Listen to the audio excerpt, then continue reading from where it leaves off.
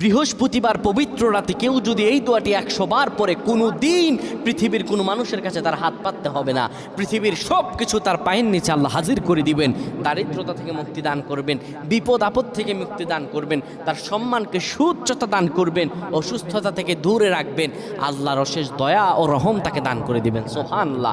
বৃহস্পতিবার রাত এটি গুরুত্বপূর্ণ রাত। এই রাত সপ্তাহে একদিন আসে।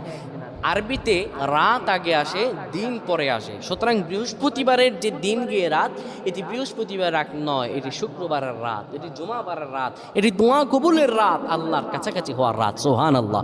এই বৃহস্পতিবার রাত আল্লাহ তাআলা বান্দার দোয়া কবুল করেন। কেউ যদি বৃহস্পতিবার রাতে ঈশা নামাজের পরে পবিত্র হয়ে ইয়া হাইয়ু ইয়া হাইয়ু ইয়া হাইয়ু ইয়া রফিয়ু ইয়া রফিয়ু ইয়া রফিয়ু এই দোয়াগুলো পড়তে পারে 100 বার, আল্লাহ রাব্বুল আলামিন তার